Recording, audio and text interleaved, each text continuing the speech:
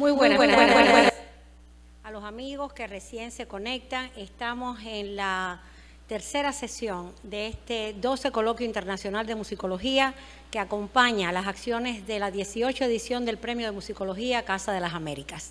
Desde el lunes, la Casa de las Américas abrió sus puertas a la musicología latinoamericana y caribeña. Y aquí estamos para iniciar esta cuarta mesa de trabajo. Carmen Souto es la coordinadora de estas mesas de trabajo y desde la misma sala les está junto a mí dando la más cordial bienvenida. Debo anunciar que en la sala se encuentran estudiantes de musicología de la Universidad de las Artes, algunos colegas muy queridos como Grisel Hernández que nos acompañan aquí y también debo decir que se encuentran estudiantes de la Escuela de Música Guillermo Tomás. Me dicen que además todas son mujeres las que han llegado hoy, así que hay muchas más mujeres que quieren asumir este reto de convertirse en las próximas musicólogas cubanas. Así que esperemos que sean bienvenidas también a esta sesión. Por otra parte, durante toda la mañana nos acompañaron los maestrantes de la tercera edición de la Maestría de Gestión del Patrimonio Histórico Documental de la Música y ellos van a también seguir estas mesas a través de la transmisión que estamos haciendo en Instagram, en vivo y en directo, así que tendrán todas las incidencias tal y como suceden en sala, aquellos que nos vean, y también a través del canal de la Casa de las Américas que desde el lunes está colocando para que nos puedan ver los amigos interesados en seguir este coloquio. Eso tengo que decirles y por lo demás, entonces ya puedo anunciar esta siguiente mesa.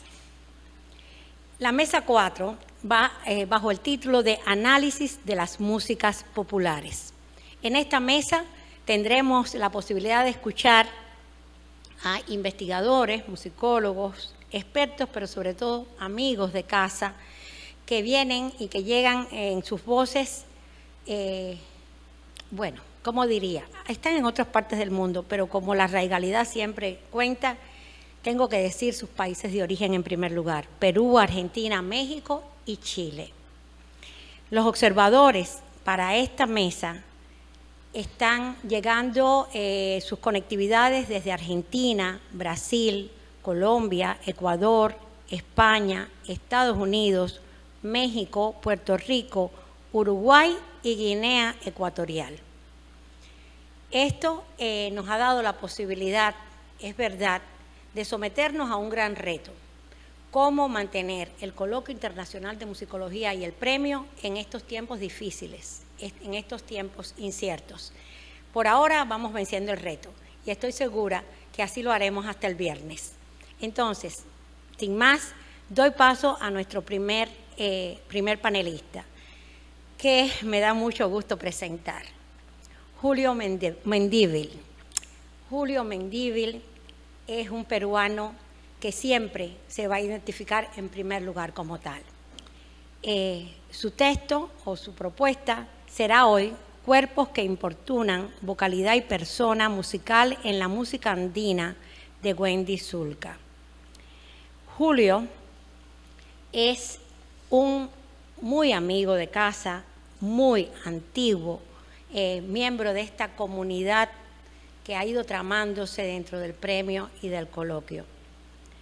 Julio es etnomusicólogo, charanguista, escritor radicado en Austria. Ha sido investigador, docente adjunto en etnomusicología de la Universidad de Colonia y de la Universidad de Hannover. En este momento es profesor de etnomusicología de la Universidad de Viena.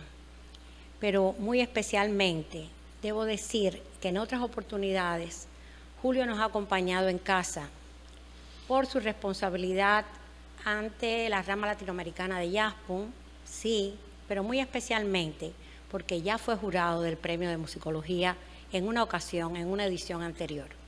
Pero esta vez, Julio Mendívil es también parte del jurado de la 18 edición del Premio de Musicología Casa de las Américas. Muy bienvenido, Julio.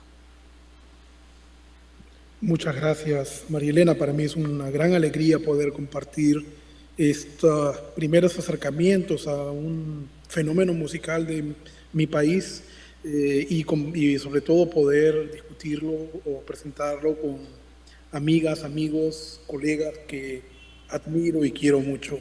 Me siento muy unido a casa, lo has dicho, tengo una larga historia ya, no solamente con casa, sino también con Cuba, y pues me da mucha alegría poder seguir colaborando con un país que quiero mucho y en el que siempre me he sentido muy bien recibido. Como no tenemos mucho tiempo, voy a pasar directamente a leer, voy a leer un poco rápido y le voy a pedir eh, que compartan la presentación. Lo haremos desde aquí. Sí, y voy a ir indicándoles cuando haya que cambiar el folio. El tema de la ponencia es, ya lo anunció María Elena, cuerpos que importunan, vocalidad y persona musical en la música andina de Wendy Zulka. Se ha criticado a Judith Butler por supuestamente reducir la materia corporal humana a una mera realidad discursiva, pero en su ensayo, Los cuerpos que importan, sostiene que repensar la materialidad de los cuerpos puede llevarnos a un cambio significativo con relación a la producción y percepción de las identidades de género, en cuanto permite que éstos importen de una forma novedosa allende las categorías metafísicas con que solemos pensarlos. Al recuperar el concepto de materia para el discurso feminista, Butler se posiciona contra quienes defienden la materialidad irreductible del cuerpo como principio rector de las identidades de género y pone en evidencia que la materia misma está sedimentada por discursos sobre el sexo y la sexualidad. De manera análoga, Nina San Edsheim ha puesto de manifiesto cómo discursos culturales generan supuestos vínculos entre voz, cuerpo, raza y género.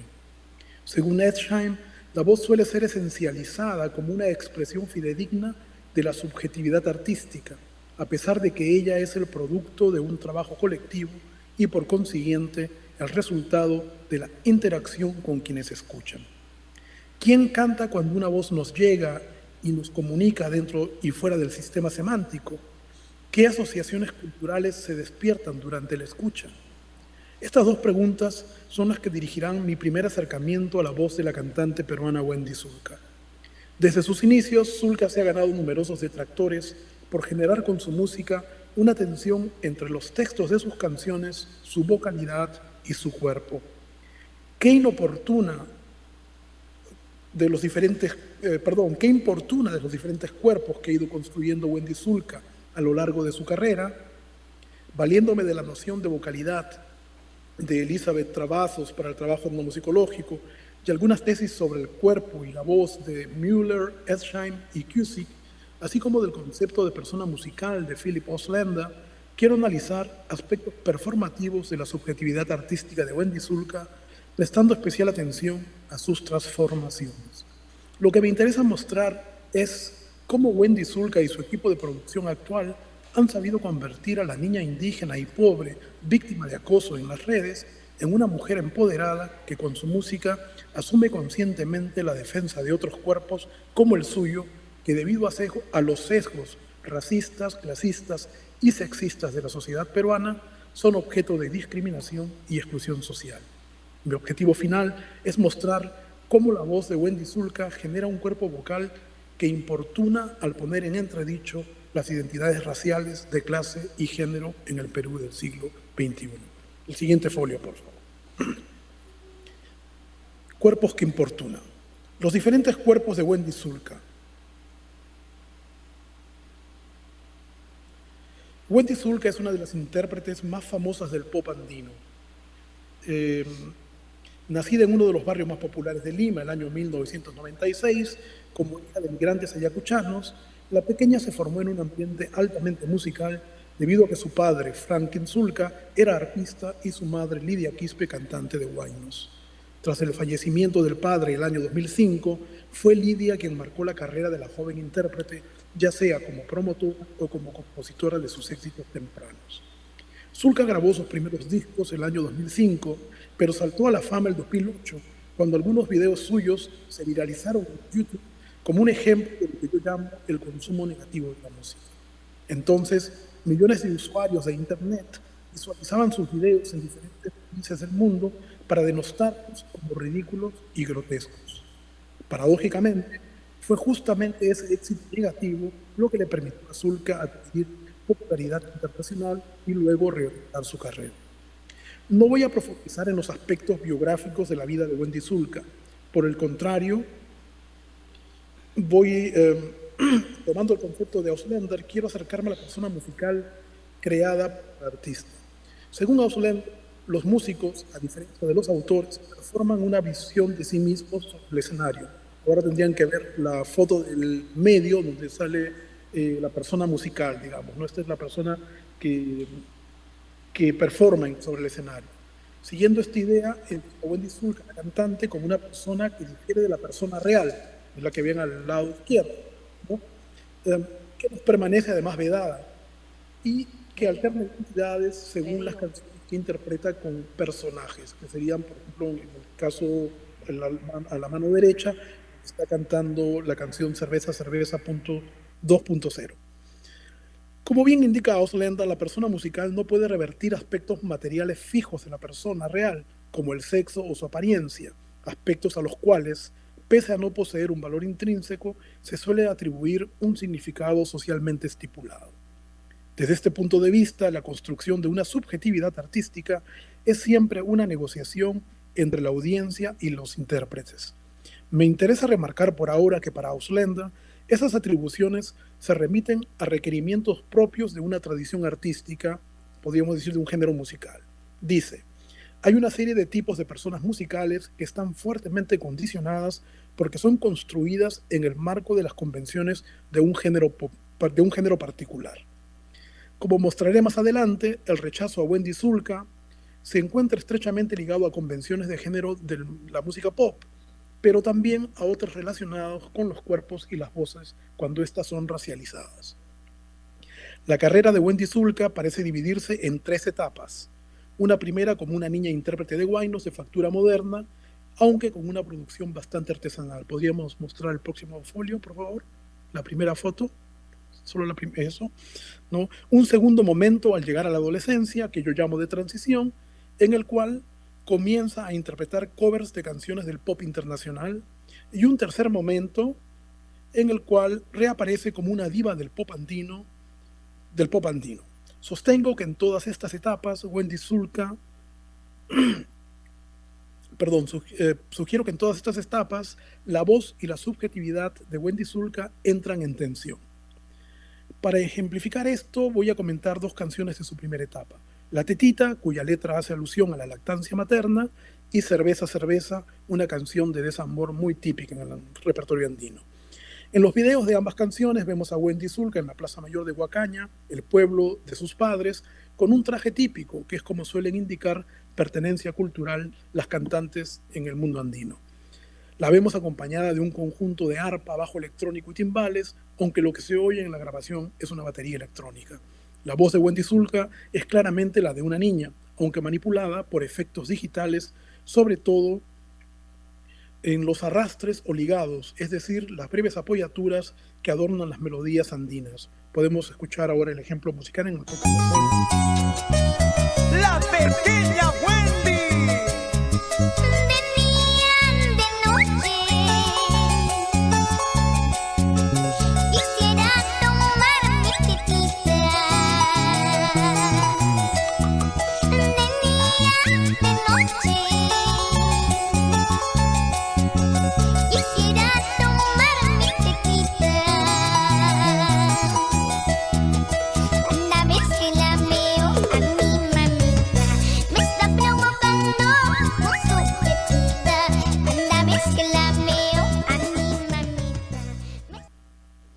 Las críticas a estas canciones en YouTube se centran en la disociación generada entre un cuerpo infantil y el contenido de las letras, transmitidas por la voz, ya sea por las implicancias sexuales de cantarle a la tetita, una de las canciones más perturbadoras y mórbidas de la historia, dice un usuario, o por la alusión directa al consumo de el alcohol en el tema Cerveza, Cerveza, por parte de una niña, como lo revela el siguiente comentario subido por otro usuario.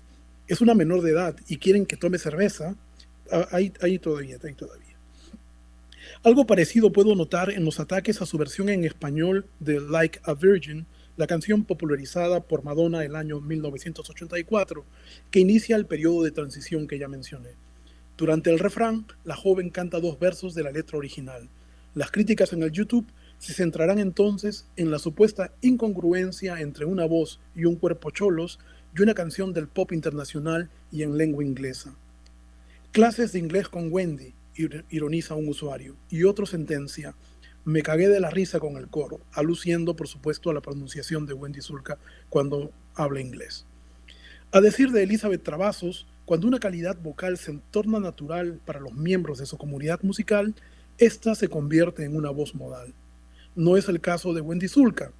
Aquí su pronunciación y su timbre, así como su acento, serán descalificados por sus detractores para recordarle además que su apariencia no corresponde a la de una cantante pop.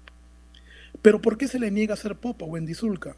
Para explicarlo, quiero dar un paso atrás y volver a las lecturas sociales que hacemos de los cuerpos y las voces. La voz a ti de vida. En su libro La voz a ti de vida, el poeta español Pedro Salinas presenta su voz como una entidad externa a él, constituida casi de forma pasiva como el mandato del objeto amado. De igual modo, la voz con que cantamos, aunque tenida como una expresión auténtica de una persona, nos viene dictada por condicionamientos culturales de diversa índole. Como afirma Edsheim, las voces no son innatas, sino culturales, no son intrínsecas, sino que son moldeadas por un colectivo pedagógico. Este colectivo, a decir de Caterina Dorin, siguiendo a Sumter, puede ser uno de carácter oral, intercultural o mediático. Es decir, puede uno influir, en uno puede influir el entorno cultural, el contacto con una cultura determinada o, por supuesto, a través de los medios, ¿no? Si esto es así, y recojo aquí otra vez una idea de Edsheim, la educación y la performance musical comienzan por la escucha. También para L.J. Müller, las voces y los cuerpos son producidos culturalmente. Müller distingue entre un cuerpo sónico, receptor de informaciones auditivas en el contexto cultural, y por otro lado, un cuerpo productor del sonido que ella denomina cuerpo vocal y que se produce mediante actos performativos. Dice, en relación con la voz, este cuerpo no es una simple asociación, sino que designa la imagen que se hace de la fuente sonora en la audición. Sin embargo, esta imagen no es idéntica a la fuente de sonido real o al cuerpo real, sino que describe un segundo cuerpo que es creado por el sonido. El sonido de la voz proporciona así una serie de informaciones sobre la supuesta fuente sonora que se reciben y decodifican en la escucha, de modo que se pueden deducir de ella otras cosas como la postura, la expresión facial, la edad, el sexo, el entorno y las emociones. Fin de la cita. También Susan Cusick ha puesto la voz como una portadora de informaciones sobre el cuerpo cuando afirma que la voz y la actitud hacia el canto son un lugar primordial para las representaciones de sexo, género y sobresexualidad. Para Cusick, las voces representan de forma auditiva los límites del cuerpo y al hacerlo construyen identidades. Un ejemplo de ello es para la musicóloga el cambio de voz en los adolescentes varones, quienes prueban su adultez acústicamente. Según Cusick, al no desarrollarse un cambio de voz en las mujeres, pese a que la materialidad de sus órganos también se modifica en la pubertad, estas no adquieren una voz adulta, lo que permite presentarlas como personas no completas. Cito, en ausencia de una ideología de cambio vocal que obligue a aprender una nueva voz, las chicas suelen seguir cantando como siempre lo han hecho. Fin de la cita. Hay algo de esto en la persona musical de Wendy Zulka. A partir del año 2016, en que graba Hambre con el cantante chileno Jepe, Zulka se aleja de las imágenes que la mostraban como una niña o una adolescente soñando con ser una princesa de Disney o una cantante pop, para presentarse ahora como una mujer empoderada, pero que continúa cantando con una voz de niña, lo que genera nuevamente una disociación entre el cuerpo vocal y la identidad. No tengo tiempo para extenderme en varios ejemplos, así que me voy a centrar en el video de la canción Chao Chao Chao del año 2020, grabado en Vale Todo, una conocida discoteca gay en Lima. La voz modal de Wendy Zulka usa un registro relativamente bajo para su voz y un ámbito reducido que no alcanza ni una octava. No obstante, la voz suena clara y casi infantil, en gran parte debido a la articulación y el fuerte uso de la respiración al cantar. Wendy Zulka se presenta como una joven moderna, con minifalda y botas de cuero, mientras se alternan imágenes de piernas que parecen mostrar a Zulka, pero que se revelan luego como las de drag queens de sectores populares en el Perú. Wendy Zulka presta su voz infantil a los cuerpos de la comunidad LGTB, creando nuevamente una tensión entre la inocencia y el empoderamiento de sectores discriminados de la sociedad peruana. Podemos ver el ejemplo musical en la siguiente folio, por favor.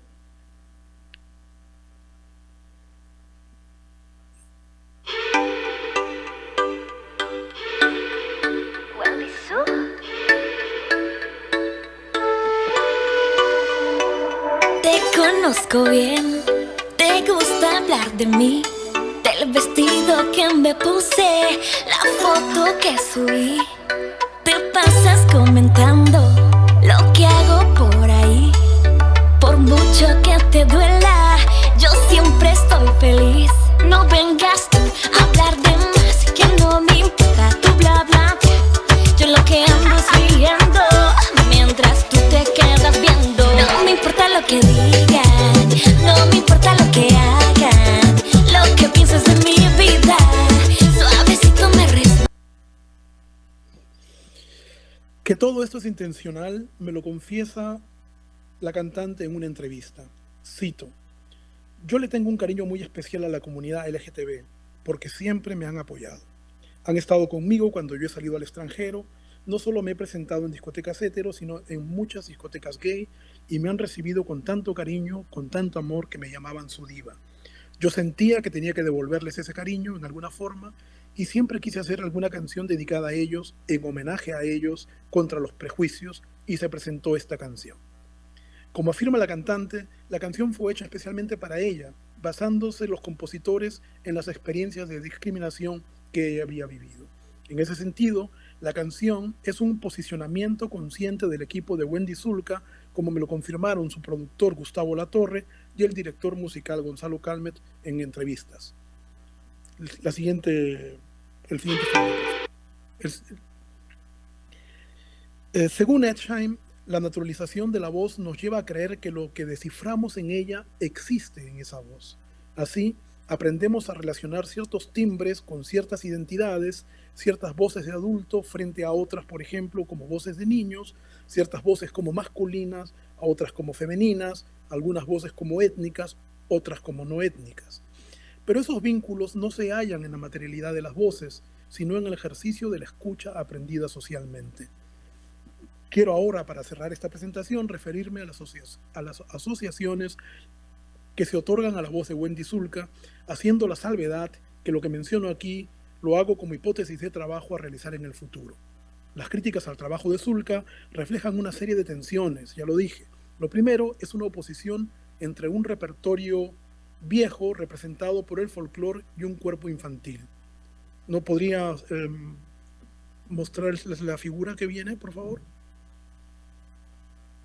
Y la siguiente, eso, ¿no? O sea, no corresponde, o sea, supuestamente no corresponde, ¿no?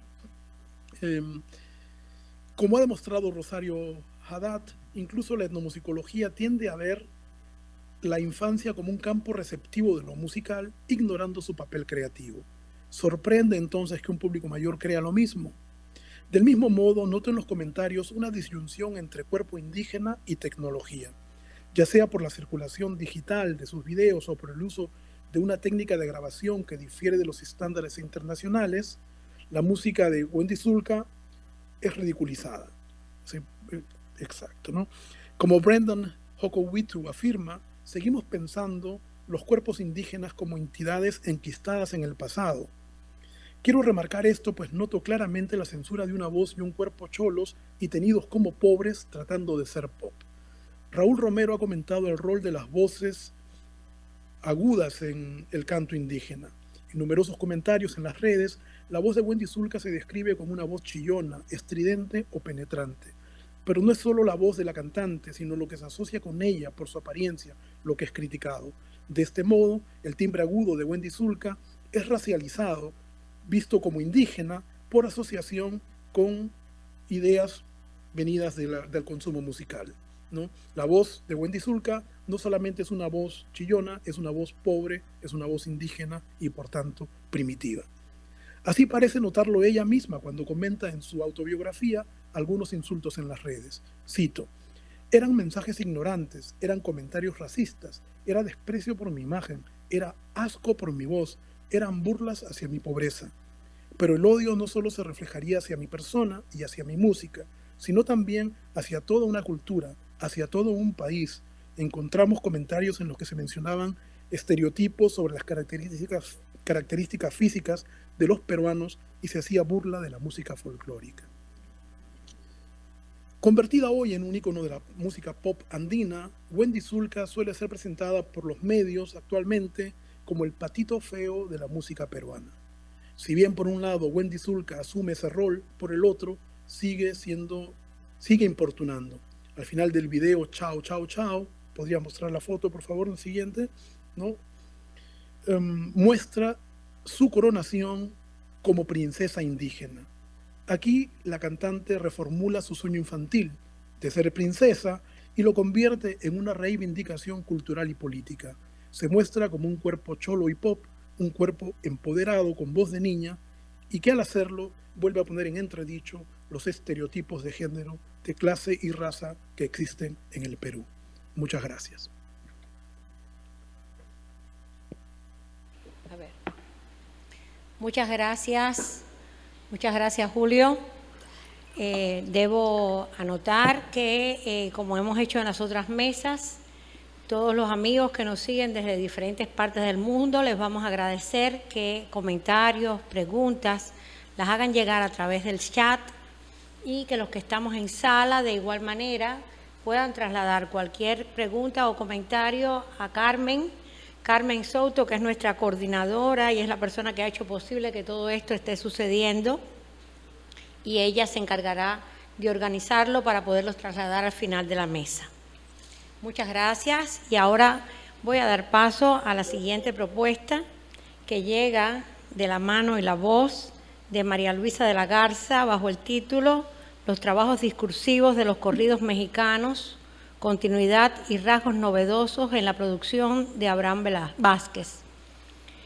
María Luisa de la Garza tiene entre sus principales áreas de investigación los vínculos entre ética, política y cultura popular, así como la relación entre las identidades sociales y los procesos culturales transnacionales.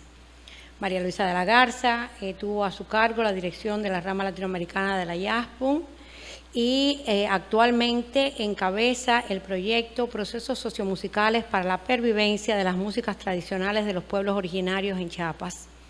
Continúa sus trabajos también sobre este tema que tanto tanto tiempo y tanta dedicación ha ocupado por parte de ella, que es el tema de los corridos en diversas latitudes. María Luisa de la Garza nos acompañó aquí en Cuba y en el coloquio en el 2016 y en este momento María Luisa de la Garza forma parte del jurado de esta 18 edición del Premio de Musicología Casa de las Américas y tuvo a su cargo las palabras de apertura. Adelante, María Luisa. Muchas gracias. Un saludo a todos. Un gusto encontrarnos en casa.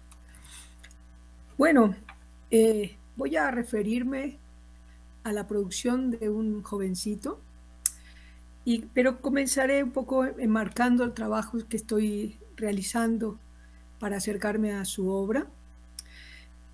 Comenzaré diciendo que en un texto publicado en 2016, motivado el texto por los prejuicios que yo estaba viendo circular en debates confusos y poco amables a propósito de una beta de producción de corridos con contenido ciertamente violento, más explícitamente violento que producciones anteriores y sobre todo que se oía más por las opciones que brindaban los nuevos medios, las redes sociales y en general el Internet. Ahí esbocé un esquema de lo que llamé los trabajos discursivos que históricamente han venido realizando los corridos. Hablo de trabajos discursivos porque no se trata solo de la expresión de unos sentimientos o unas valoraciones determinadas o de la rememoración fortuita de un suceso o de un personaje, puesto que los corridos tienen, como he sostenido en otro lado, pretensión de verdad histórica, implican un posicionamiento en relación con la representación dominante de un determinado hecho, de un fenómeno, de una persona o de un colectivo. Los autores de corridos saben, conscientemente o no, o más o menos conscientemente o no, pero saben ciertamente de la capacidad que tiene el discurso para subvertir o reforzar unas determinadas representaciones sociales, para hacer visibles socialmente sucesos o personas invisibilizados. Es decir, los corridistas conocen y usan las cualidades realizativas de los discursos para incidir en alguna medida en el orden social. En este sentido, los corridos son intervenciones para ser oídas en la plaza pública. Una plaza pública que en gran medida es mediática, pero que no por ello es menos lugar de encuentro, de oposición y de debate. Esas intervenciones ponen en juego unas determinadas representaciones sociales que interpelan a quienes los escuchan y que por ello provocan respuestas que son dadas a distintos niveles en distintos ámbitos. Por supuesto, con el mensaje del discurso lírico, es decir, con la interpelación que hace la palabra cantada, va también conduciéndolo y arropándolo y proponiendo su propio discurso el lenguaje musical. Y no tengo que abundar aquí sobre lo que son capaces de activar emocional y físicamente la música y la voz. Considerados, pues, los corridos como formas de intervención pública, propuse distinguir 3 tipos de trabajos discursivos con motivaciones y finalidades bien distintas, cuya no diferenciación propicia los abordajes maniqueos que llevan a la satanización del género o a su exaltación acrítica.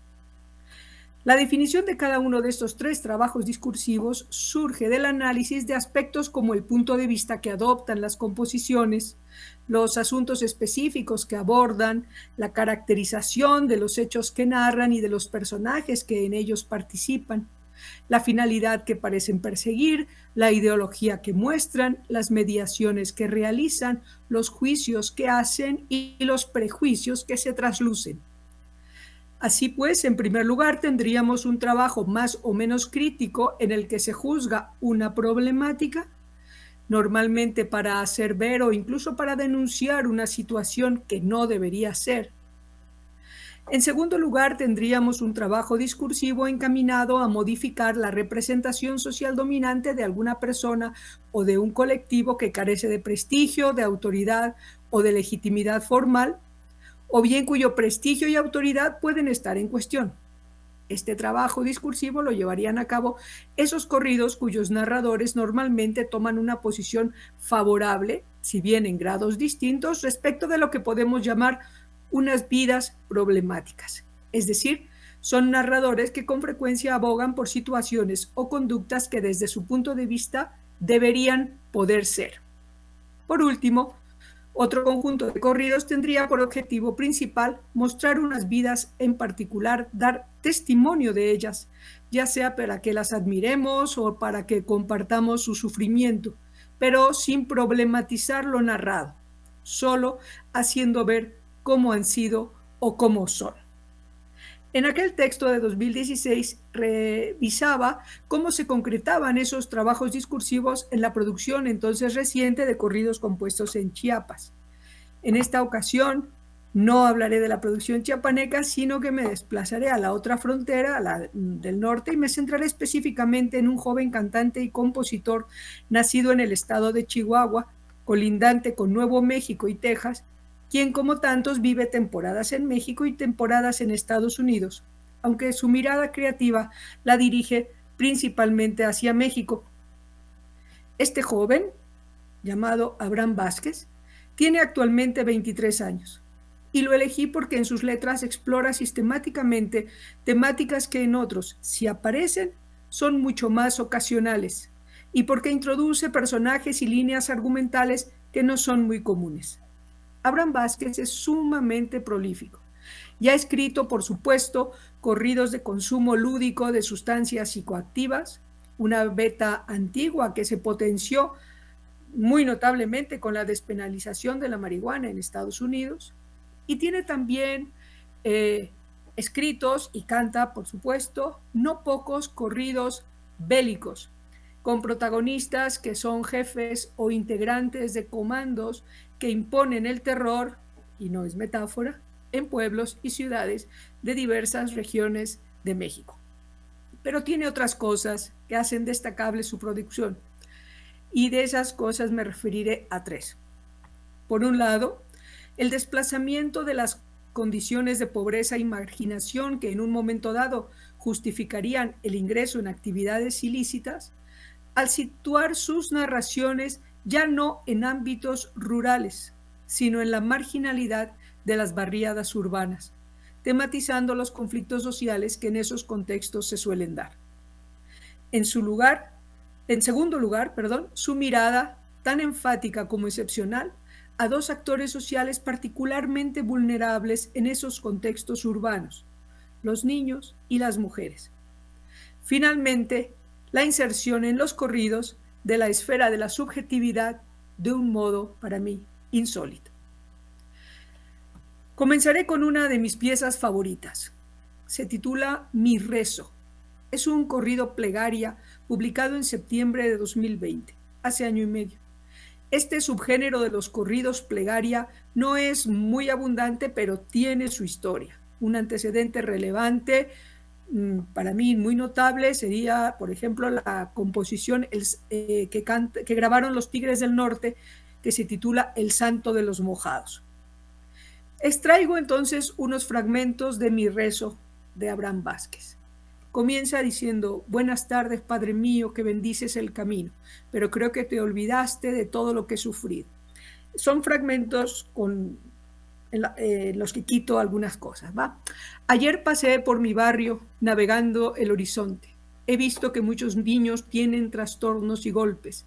Eso hace que un niño quiera hacer cosas no debidas. No sabemos qué hay en casa, no se saben sus heridas. El niño de la calle, el drogadicto y el rival, la niña prostituta y es adicta a su mamá.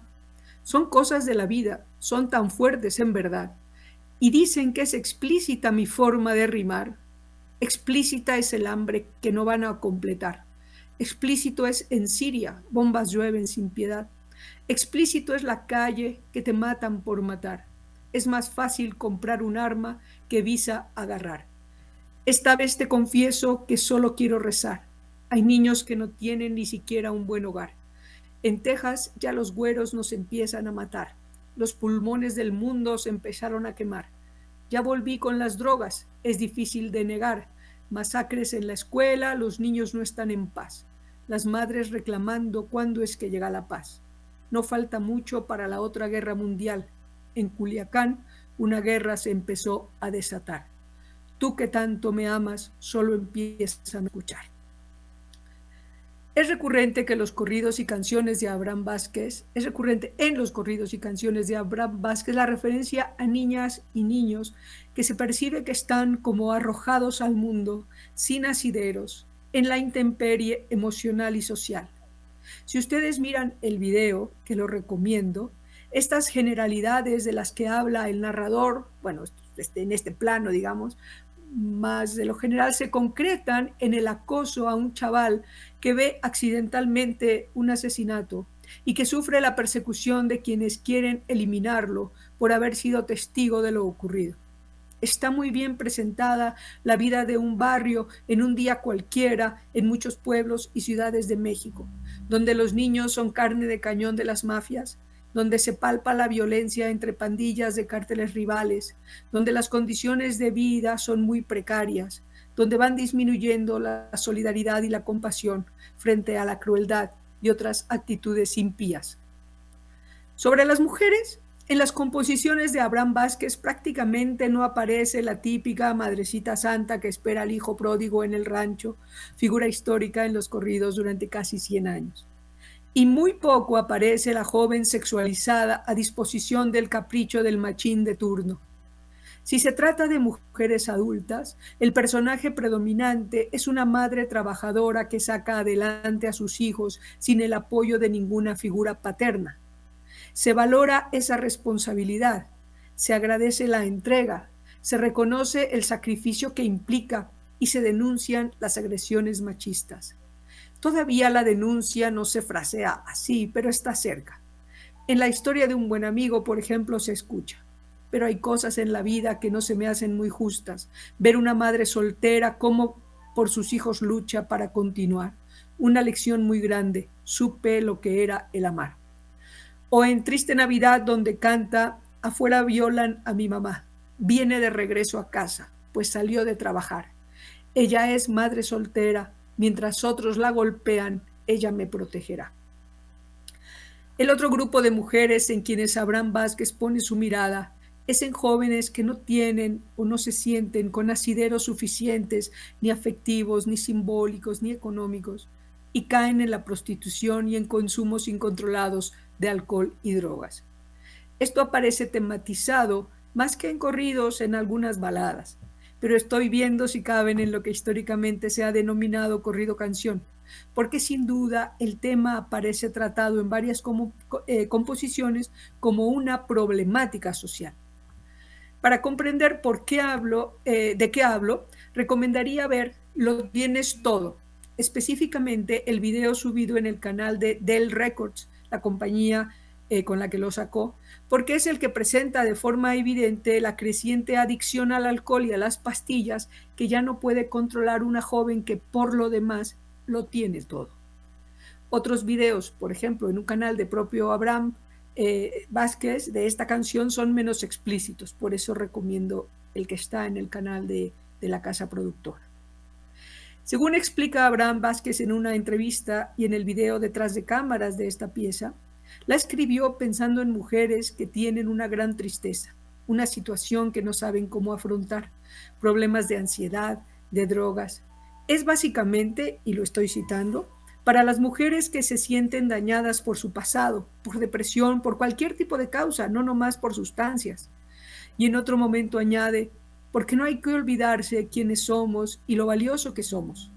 O si no lo sabemos, saberlo, que somos muy valiosos y que no hay que juzgar a las personas porque uno no sabe qué batallas tiene uno internamente con nuestros propios demonios.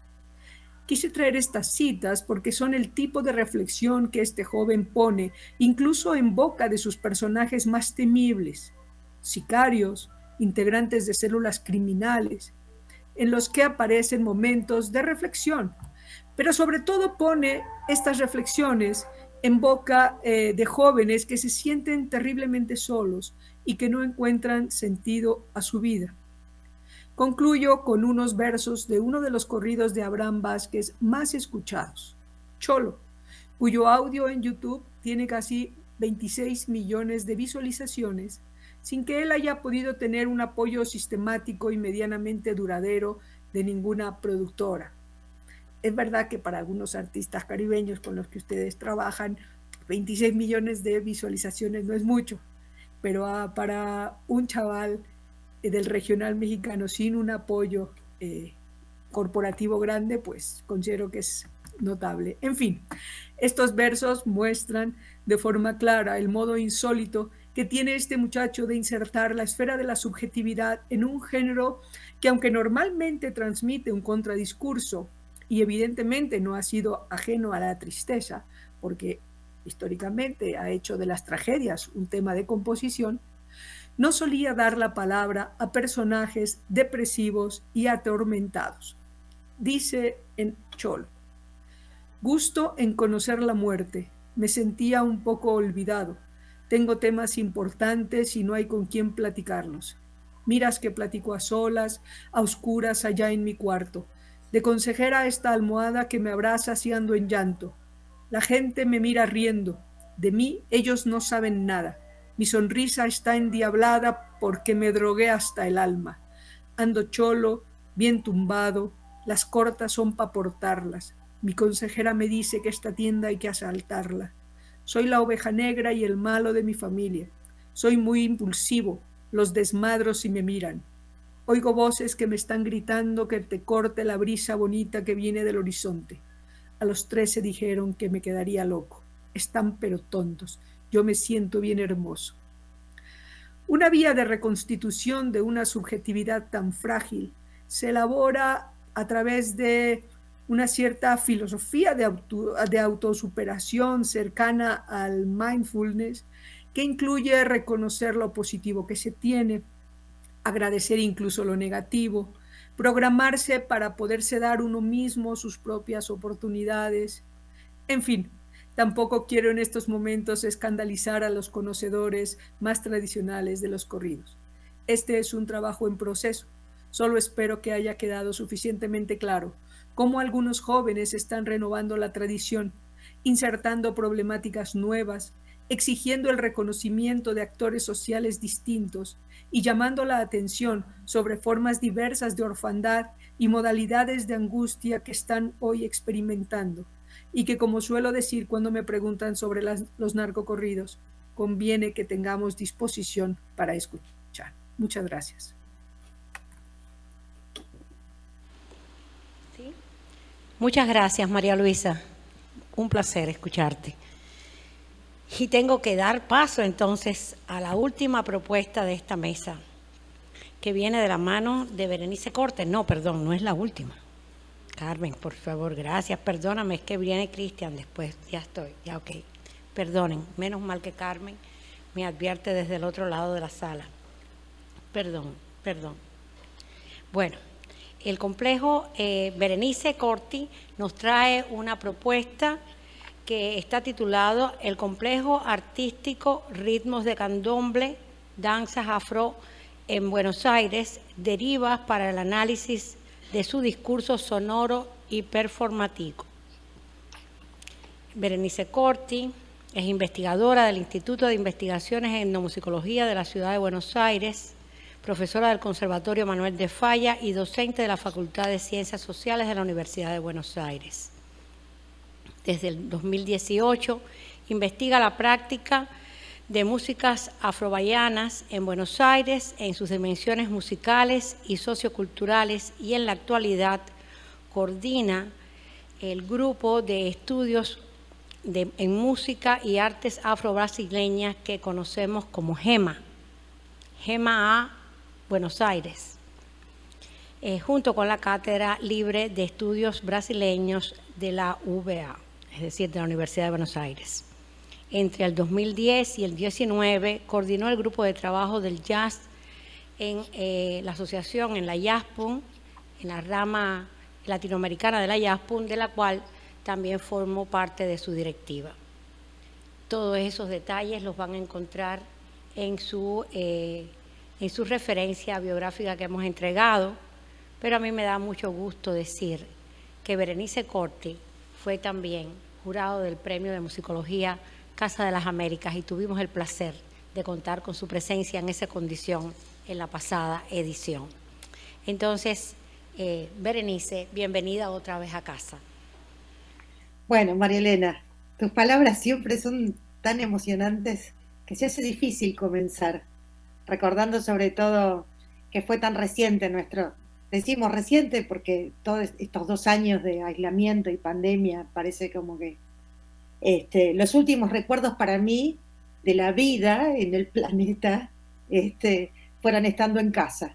Los últimos abrazos, los últimos encuentros, las últimas conversaciones.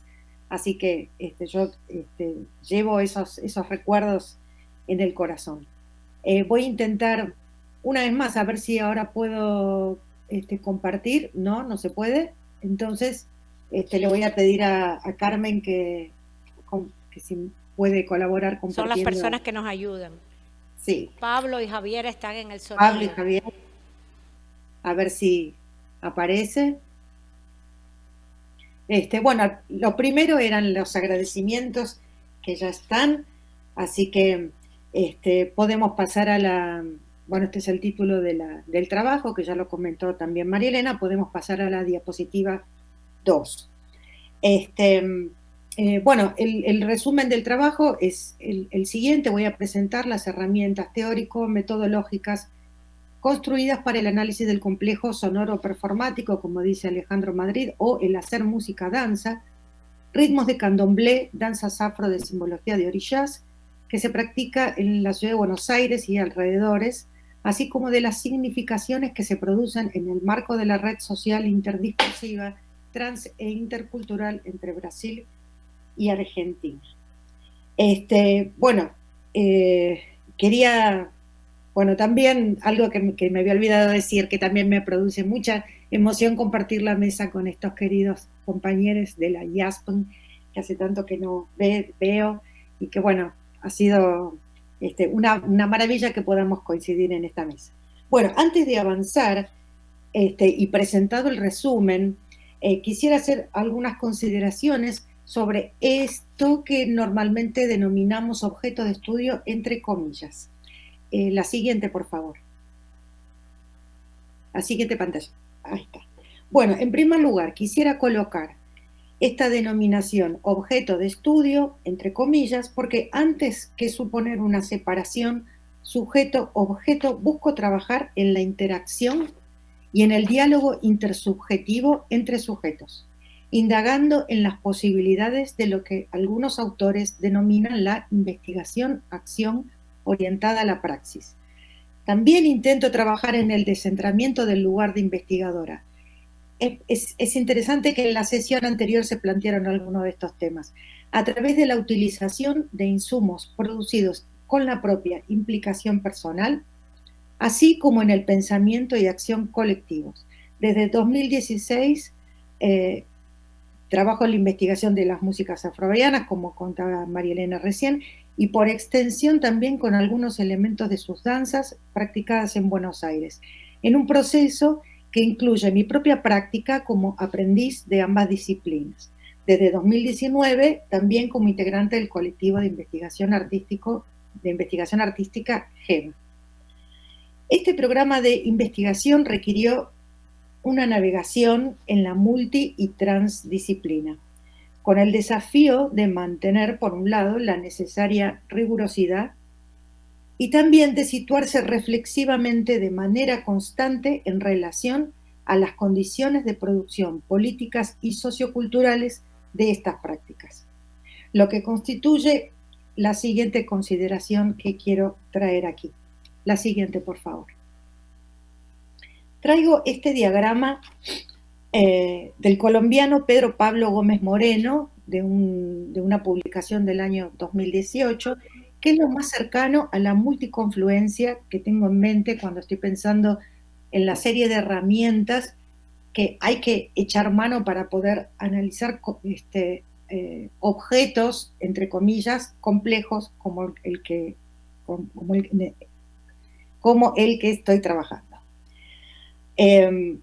Encontramos acá, por ejemplo, lo que denomina Gómez Moreno los estudios artísticos, la intervención de estudios culturales de las artes, estudios críticos de las corporeidades, las sensibilidades, las performatividades.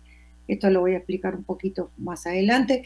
En el rectángulo de la izquierda menciona la musicología y los estudios de la danza, bueno, y agrega otras consideraciones más, la incorporación de la perspectiva decolonial, menciona los estudios étnicos, y le quiero pedir a la persona que está en la parte técnica que le dé clic a la pantalla, que dé clic o que dé enter, ¿sí? Simplemente, ahí está. Porque puntualmente lo que quiero compartir con ustedes es la confluencia de estas herramientas que podríamos situar en este círculo, ¿no? Entre los estudios musicológicos, etnomusicológicos, más bien los estudios culturales, las corporeidades, siempre con la mirada decolonial. Y yo además agregaría, más que estudios étnicos, teniendo en cuenta este campo de investigación, también las relaciones raciales. Bien, la siguiente...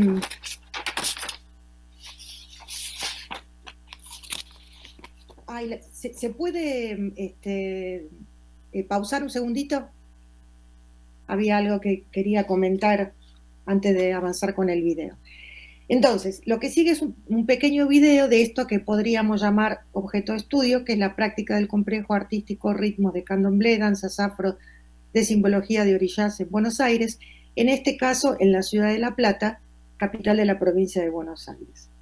Esta práctica realiza una lectura artística de la existente en los contextos religiosos del candomblé de Salvador de Bahía.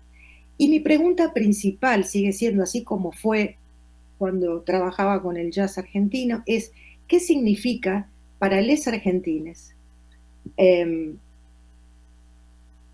practicar estas artes con una fuerte impronta de significación derivada de las prácticas culturales de matriz afro y afroamericana en la Argentina?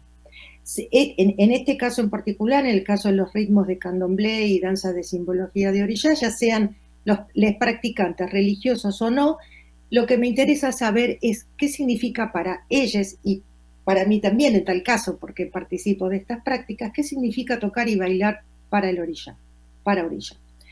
Ahora sí, podemos poner el videíto, le damos play, es la anterior y le damos...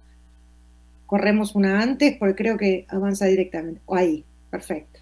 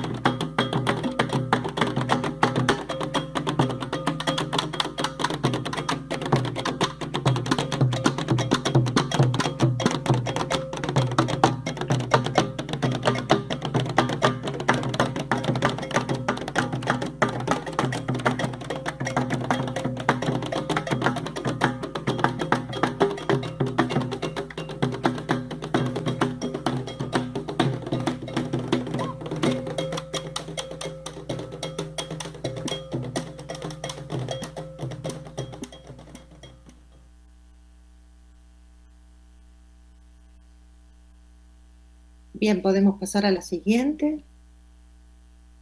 Ahí está. Bueno, yo no podía escuchar el sonido, pero supongo que ustedes sí, así que voy a seguir.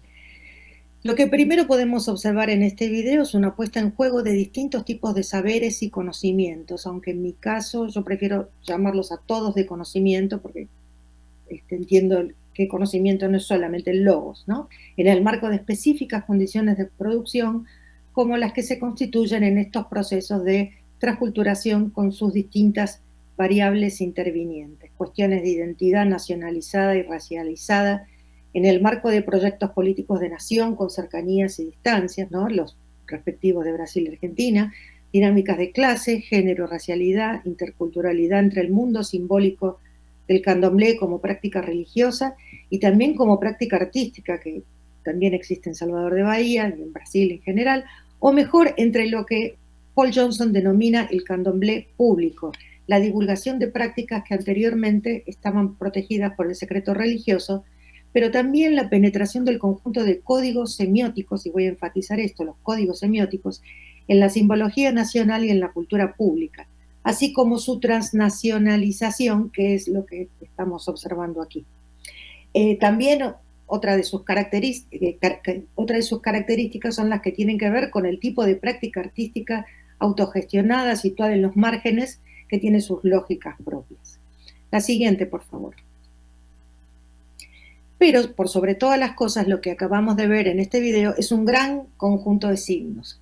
Para abordar este conjunto de signos, trabajo con la teoría semiótica de Peirce, en paralelo, tratando de poner en diálogo con lo que presenta Rita Segato en su tesis de doctorado sobre la música del Xangô de Recife, que es la versión de la región de Pernambuco del candomblé de Bahía. Esta tesis fue recuperada en un libro de reciente aparición, Santos y Daimones, el politeísmo afro-brasileño y la tradición arquetipal.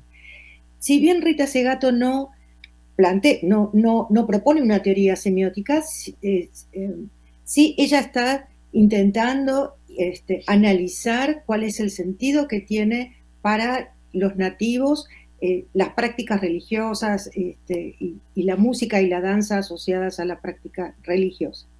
Ella lo ve desde un punto de vista más desde lo psicológico antes que de lo social, pero lo que yo encuentro es que algunas denominaciones que ella plantea tienen interesantes vínculos con la teoría peirciana. Por ejemplo, lo que Peirce denomina signo, que es lo que nosotros podríamos analizar en la música y en la danza, Rita Segato denomina eikon. El objeto en Peirce es lo que Rita Segato denomina arquetipo, ¿no? Es esa construcción universal a partir de la cual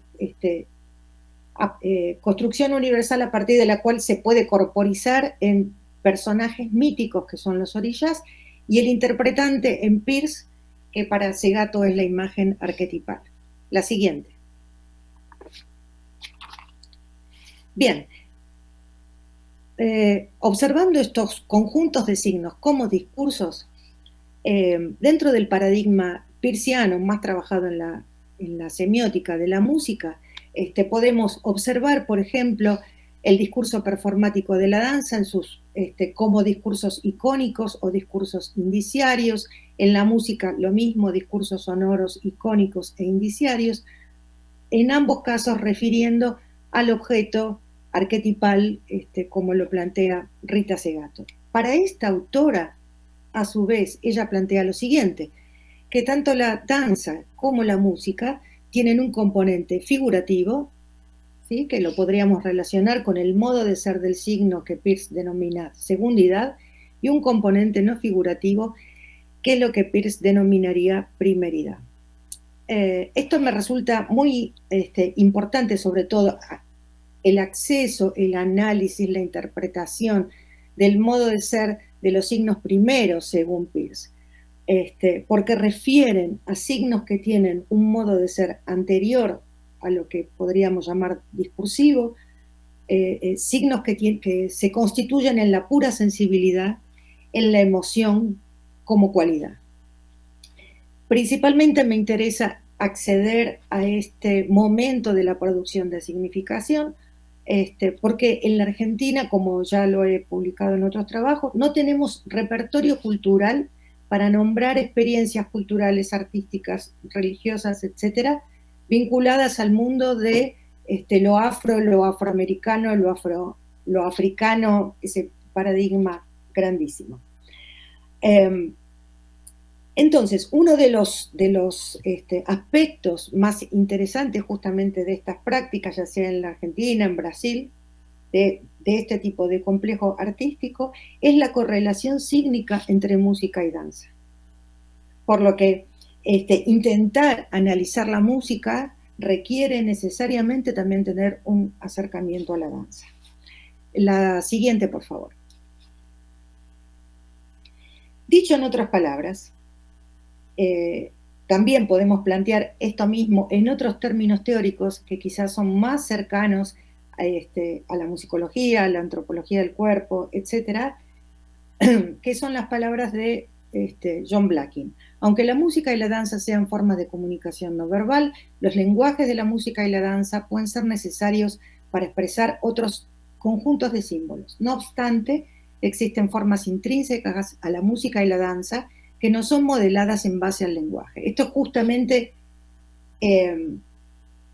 el área discursiva a la cual me interesa acceder, para la cual es necesaria la propia implicación, para la cual es fundamental el diálogo intersubjetivo con los sujetos. Tal como el movimiento consciente está en nuestro pensamiento, también el pensamiento puede venir del movimiento y ser pensamiento compartido, ¿sí?, o conceptual de movimiento comunitario. La que sigue, ya estoy terminando. En esta diapositiva vamos a recuperar todo lo que dijimos hasta el momento, pero le vamos a agregar una herramienta teórica más, que es la teoría de las sociodiscursividades de Eliseo Verón, que lo que está incorporando aquí es la necesidad de observar las condiciones de producción de los discursos y las condiciones de reconocimiento de los discursos. por todo aquello que estábamos conversando desde las diapositivas anteriores, de situar los objetos que estamos analizando, situarnos nosotros como analistas de esos objetos, es decir, en el marco de nuestras condiciones de producción y en nuestras condiciones de escucha, ¿sí? Y este segundo diagrama que aparece aquí sería una manera de ver estos discursos que se producen tanto en la región de Buenos Aires como en la región de Bahía, que cada una tiene sus propias condiciones de producción y de reconocimiento, y que, aunque aparentemente podrían ser bastante similares, no son idénticas. La que sigue, por favor. Esto es esto mismo, pero ya observadas como una red semiótica. Que la podemos pensar como una red interdiscursiva, transcultural e intercultural. Recupero aquí, bueno, todos los elementos que vimos anteriores: objeto, objeto arquetipal, signo, discurso, o icon, interpretante o imagen arquetípica. Y las flechas, las pequeñas flechitas, indican cómo cada interpretante se convierte en un nuevo signo de la cadena semiótica de manera infinita. Lo que está señalado con la línea de punta señala el problema de pensar estas redes como espejadas, porque lo que se verifica es que ambas no son idénticas. No me voy a extender en esto porque excede la propuesta de hoy, pero es parte de las conclusiones de una publicación que está próxima a editarse. Y por último, la última diapositiva. Ahí está. En el nivel más micro de análisis, que es el eje de lo que de la convocatoria de esta mesa, las distintas estrategias teórico-metodológicas que precisaríamos para analizar los signos y discursos de un objeto, entre comillas, como este, en sus distintos niveles de significación. Por tipo de materia significante, nosotros podemos analizar el sonido música, ¿sí? En un nivel del gesto, ¿sí? La corporeidad. Nivel narrativo, lo que se canta, bueno, en el video no hay una cantiga, pero normalmente se canta alguna cantiga. El nivel de las emociones y la sensibilidad, que es lo que le comentaba hace un rato, ¿sí? Poder compartir este conocimiento, este cúmulo de sensaciones y sensibilidades con los participantes, ¿sí? Las distintas estrategias analíticas, análisis musical, análisis de performance, de discurso y la inmersión, y los distintos tipos de descripción que podemos hacer de cada una de estas materias significantes a través de las distintas estrategias analíticas. Y por último, la última columna, cómo vinculo cómo estos elementos se relacionan con los distintos tipos de modos de ser o de discurso según Peirce, ¿sí? Nosotros vamos a trabajar con objetos materiales muy concretos, como el sonido, el cuerpo, todo lo demás, pero también con sensaciones y con emociones.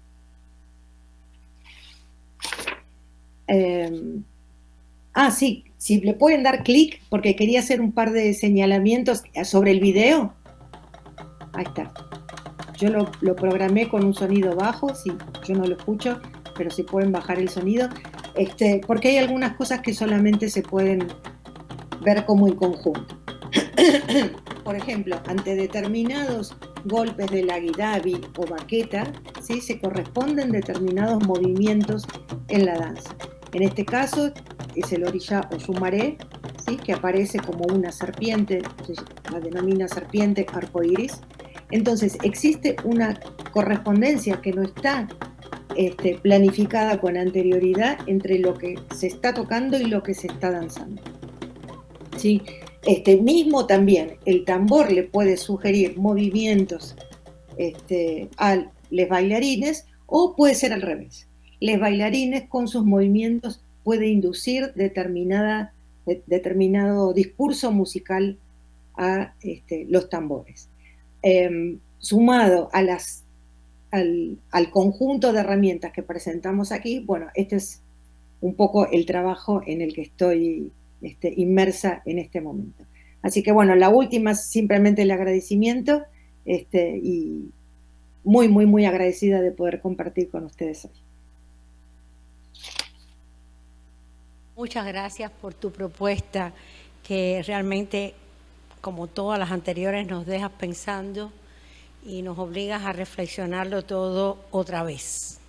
Eso es lo bueno de estos encuentros, que cada vez que uno escucha al otro, te hace pensar en todo el repertorio que has pasado por tu cabeza y volvemos a empezar. Creo que eso es lo que nos alimenta tanto. Bueno, ahora voy a dar paso, muchas gracias, te agradezco mucho, y voy a dar paso a alguien que sabe que lo queremos mucho. Christian Spencer. Christian Spencer forma parte del equipo de casa. Estoy seguro que él sabe que es así. Y nos trae esta vez como propuesta análisis etnográficos en contextos políticos. El caso de la banda Dignidad en Chile 2019-2021. Christian Spencer, bueno, luego de su doctorado en Historia y Ciencias en Música en la Universidad Complutense, nos ha tenido muy cerca en sus líneas de investigación que contemplan aspectos de espacio, cultura popular y música tradicional chilena.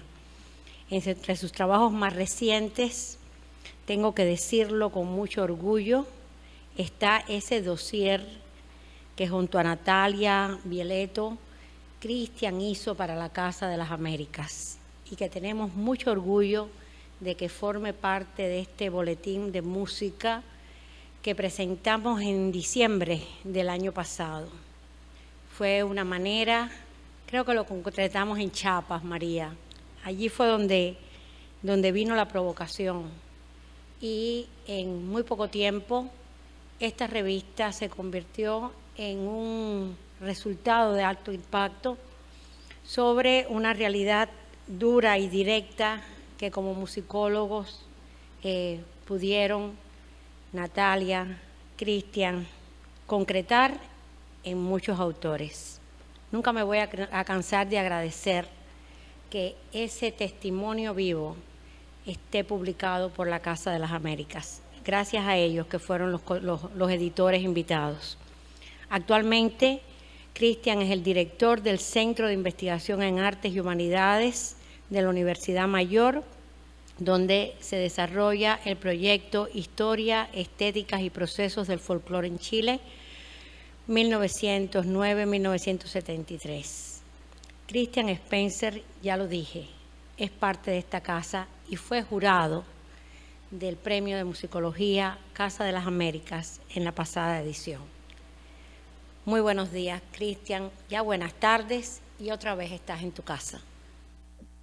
Muchas gracias. ¿Me escuchan bien? ¿Sí? Vamos. ¿Me escuchan? Muy bien. ¿Estamos perfecto. bien? ¿Nos escuchas a nosotros también? Sí, perfectamente. Muchas Creo gracias. que debes acercarte un poquito más al micrófono. ¿Sí?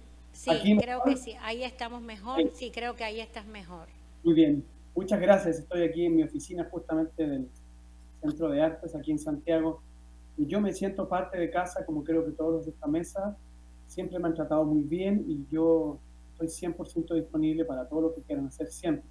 Encuentro que casa es la única institución latinoamericana que mira con solidez y apertura de enfoque a toda América Latina, y lo ha hecho durante tantos años que creo que todos tenemos que sacar el sombrero con su trabajo. Así que siempre disponible para lo que hagan. Encantado de participar, y también, como dijeron mis colegas, y también de poder tener esta mesa juntos. No me esperaba algo tan rápido, tan contundente. Eso. Y bueno, voy a, sin más, iniciar mi exposición. Le pedí permiso a Carmen para extenderme un poco hasta los 20 minutos, espero cumplirlo. Y les quiero contar que este trabajo que presento hoy es el fruto de un proyecto en curso, siempre típico de los musicólogos, todo está en curso, pero la verdad es que así es la vida.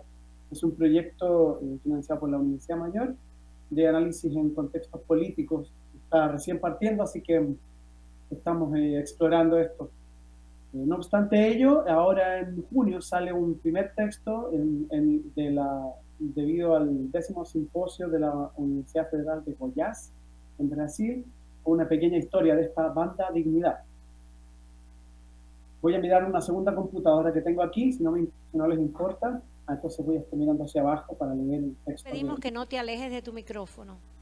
Ya, ¿Ya? así. Sí, para poderte escuchar bien en sala, por favor. Muy bien. Ahora sí, bien. Bueno, la banda Dignidad nació de manera espontánea y autoconvocada en el espacio físico principal de la protesta santiaguina, la llamada Plaza Manuel Baquedano, a veces llamada Plaza Italia. Su nacimiento se produjo la misma semana del inicio de la ahora ya reconocida revuelta social chilena, el 25 de octubre del año 2019. La revuelta empezó el 19. Ese día, 25 de octubre, se produjo la protesta social más grande del mundo, con una cantidad que las cifras más conservadoras consideran en 1.200.000 personas y que la mayor parte de las fuentes populares cifran en 1.800.000. Se autoconvocaron músicos profesionales, amateurs, actores, profesores de música e instrumentistas. A 2 años del inicio de este proceso, 2 años y más, 2 años y medio, de cambio social, que ahora deviene en un proceso constitucional, solo unas pocas bandas se han mantenido en este lugar, en este espacio físico, para contribuir, animar o sostener la protesta social desde el sonido y la música callejera.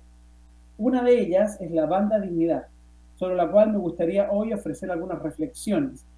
Mi exposición tendrá estos 3 puntos: una descripción de la banda, y luego iré directamente al tema del contexto político del trabajo de campo, con algunas ideas que he recopilado. Ahí hablaré un poco más de mi trabajo de campo, y finalmente algunas conclusiones analíticas que he llamado cuestiones metodológicas. Hablemos entonces de la banda Dignidad. La banda Dignidad es un conjunto de alientos, o bronces, como se le llama en Chile, que se dedica a tocar un repertorio conocido por todos, que es parte de la memoria colectiva del país, que suele estar configurado por canciones de la nueva canción chilena, con temas instrumentales, canciones de Violeta Parra, canciones de Víctor Jara y canciones de un repertorio más reciente, que he llamado Nuevo Cancionero Popular, que está descrito, como muy bien señaló María Elena, en el dossier Volver a Creer, editado en el volumen 54 del boletín. El objetivo de la banda, como confiesa Franco Toro en una de mis entrevistas, es uno solo: dar refugio y apoyo a las personas que protestan. Sin embargo, el objetivo no es solo ese. La banda hace arreglos, los reparte, se comunica y también apoya a otras causas políticas fuera de este espacio físico. A medida que fueron pasando las semanas desde el año 2019, la banda se fue consolidando, creando un WhatsApp al que llegaron a participar más de 200 personas y fue asegurando espacios en la ciudad para tocar y bailar. Adquirió una gran autenticidad y exportó o repartió, ofertó, si quieren decir, que es un término que no me gusta mucho, esa forma de autenticidad fuera del espacio físico de la Plaza Dignidad. Aquí están 2 de sus recorridos más característicos, que fue conquistando y que se convirtieron en un recorrido tradicional de parte de esta banda. Estos recorridos llegan a tener entre 1 a 2 horas y suelen ser seguidos por columnas de cientos y muchas veces miles de personas. Gracias a la música de Banda Dignidad, comenzó la gente a caminar, a gritar, a cantar, es decir, a hacer un uso político del cuerpo en el espacio y conjugar verbos que son propios de un espacio que otrora fue tomado por la ciudad racional y trabajadora de la dictadura. Actuar, cirquear, cantar, marchar, bailar, hablar, gritar y, por qué no, también abrazar y besar. Aunque tuvo siempre un número estable de 15 a 20 músicos, durante sus primeros meses creció hasta llegar a 50 personas tocando, ofreciendo un gran volumen sonoro y toda clase de géneros musicales. También ofreciendo lo que Franco Toro llamaba protección física a quienes salían corriendo de las bombas lacrimógenas, de los palos y los gases de la policía militarizada chilena, que seguramente ustedes bien conocen.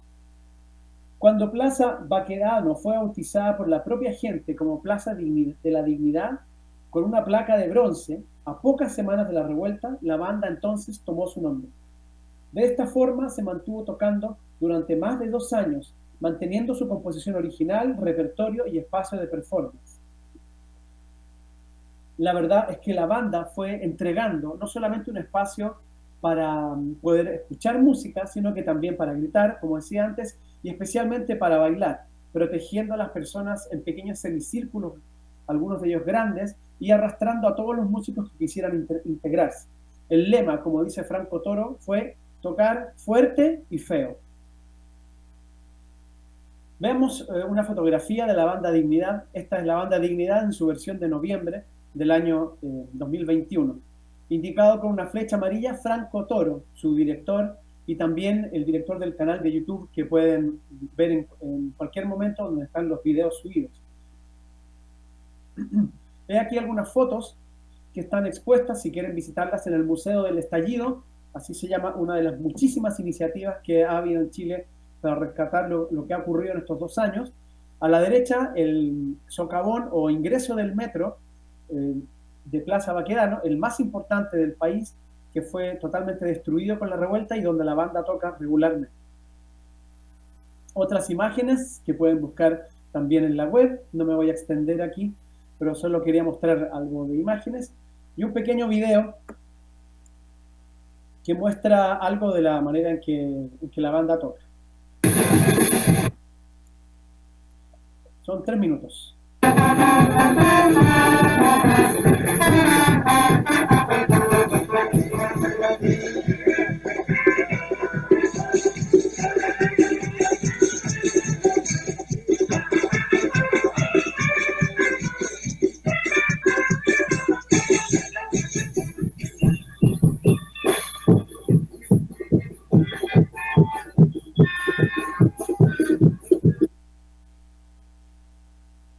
Perdón, sigo.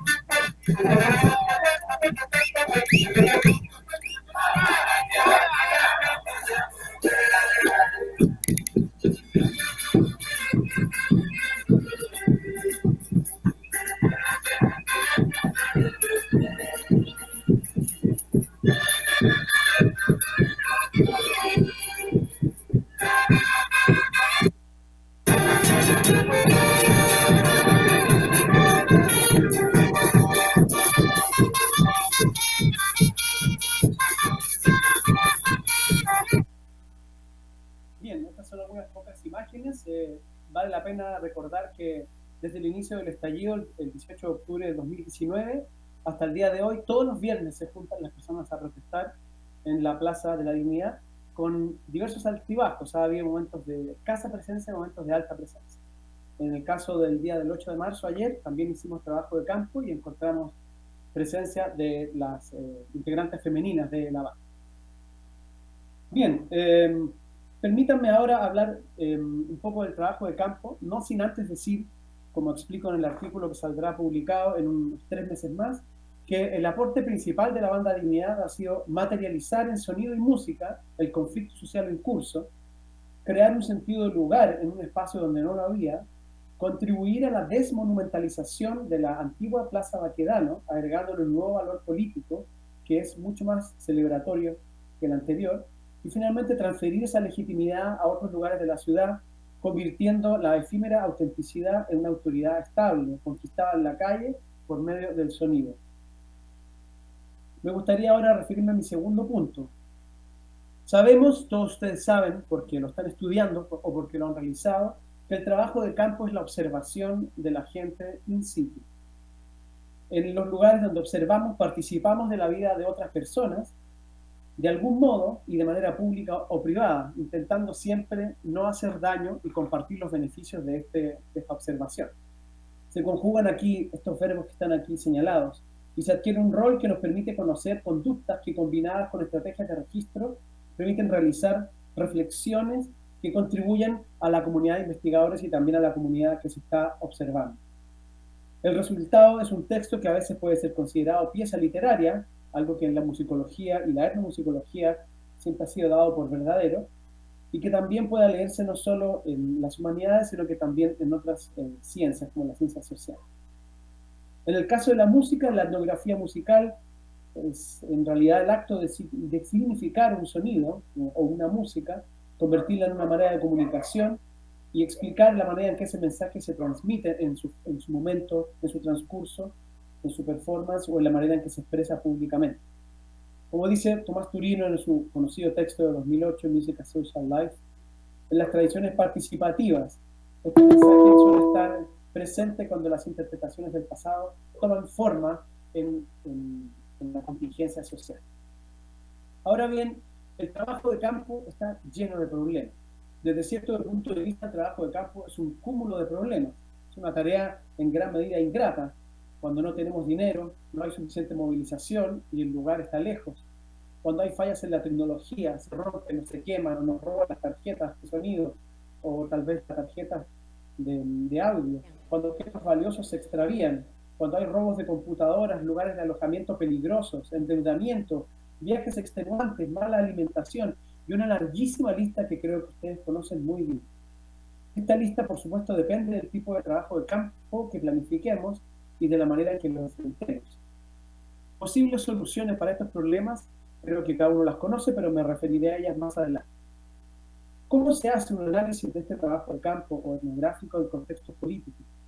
Desde mi punto de vista, y este es el conjunto principal de ideas que me gustaría compartir con ustedes hoy, como reza el título de mi trabajo, me gustaría comentar algunas particularidades o aspectos que tiene el trabajo de campo en el contexto político, particularmente en espacios públicos de protesta, porque sé que hay contextos políticos diversos en todos nuestros países y que no siempre ocurren de manera abierta, ya sea por razones de represión o por deseos de ocultar la imagen por diversos motivos. Yo me refiero en este caso a la protesta chilena, que es una protesta abierta, pública, violenta y particularmente conquistadora de espacios y de ciertos grupos políticos en los últimos 2 años.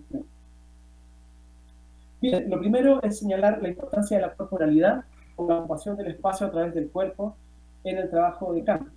La protesta social latinoamericana sale a la calle y conquista simbólica y físicamente lugares que tienen usualmente un uso distinto. En la protesta se sitúa el cuerpo y se conquista en su totalidad el espacio que ha sido antes enajenado, comúnmente para el paso de automóviles, bicicletas, o más bien para un uso racional de actividades privadas organizadas por instituciones, para la producción y no necesariamente para el goce, el placer o la expresión pública y política. Aquí es importante decir que todos los países tienen tradiciones de expresión en el espacio público distintas.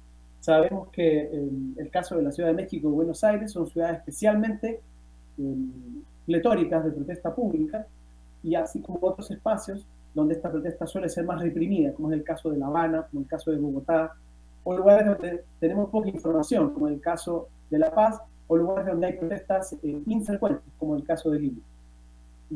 Aquí hay varias implicancias en relación a la ocupación del espacio en la protesta y el trabajo de campo. Entre ellas, el choque físico con la policía, la necesidad de salir corriendo, algo que me ha tocado muchas veces, la fricción con otras personas, el aprendizaje de consignas y gritos políticos que se encumbran con ciertos afanes, e incluso la propia fricción con los simpatizantes, especialmente en el contexto de crisis sanitaria. De aquí surgen, aunque no lo parezca, un montón de iniciativas creativas, entre ellas la marcha con gritos, el baile, el canto de consignas aprendidas que se repiten y se varían y a las cuales se le aplica una contrafacta, es decir, se les pone una melodía que luego se convierte en canción, la elaboración de carteles, el dibujo de símbolos o signos para la protesta y también el establecimiento de ciertas demandas a través de letreros o a través de cantos. Todas se engloban en un contexto intenso de participación cultural y política, que es un acto de creación cultural espontáneo, al cual la musicología ha dado una importancia intermedia. Sabemos que James O'Connor y Salwa al-Shawan publicaron un libro sobre este tema, donde están estos elementos, pero no hay muchas otras publicaciones recientes, hay otras publicaciones anteriores que son muy interesantes. Lo anterior suele estar transido por una sensación de confianza colectiva, a veces de alegría y sonrisa, que permite el despliegue del cuerpo con mayor soltura. Son los que Mark Granovetter llama lazos débiles, que se forman en medio de la protesta y que de hacerse fuertes implican una participación más allá del espacio mismo de la protesta. Luego, de acuerdo a mis observaciones, las manifestaciones políticas producen un tipo de interacción social en la que grupos pequeños interactúan con grupos grandes. Estos individuos se integran a grupos que les interesan o que les parecen o suenan atractivos, adquiriendo un capital cultural en el uso del cuerpo, pero también lingüístico, digamos, en un espacio-tiempo determinado. No se trata de una educación política profunda, por supuesto, pero sí de una introducción a la política callejera, una suerte de código que, si bien es abierto, requiere una introducción, como por ejemplo, cuándo tocar, qué tocar, dónde hacerlo, a qué personas aceptar y cuándo escapar. Al respecto, Franco Toro me señala que cualquiera puede tocar porque todo está pensado para ser aprendido en 5 minutos. En el caso específico de la música, y a pesar de estas palabras de Franco Toro, hay aprendizaje de habilidades musicales, utilización por primera vez de instrumentos, ya que los músicos o los participantes intercambian, adquisición de repertorio nuevo, creación de un sentimiento de comunidad sonora espontáneo, por medio del cual se pueden llegar a compartir valores, creencias y lo que en Chile se llama el apañe. El apañe es el acompañamiento mutuo, el apoyo a la causa colectiva de manera individual, otra vez del cuerpo, de la defensa de otras personas y también de las ideas. Durante los últimos 2 años, sobre todo el primer año, esto se manifestó en la creación de la llamada primera línea, a la cual no me referiré ahora, pero es un caso muy interesante y muy importante de producción política y artística.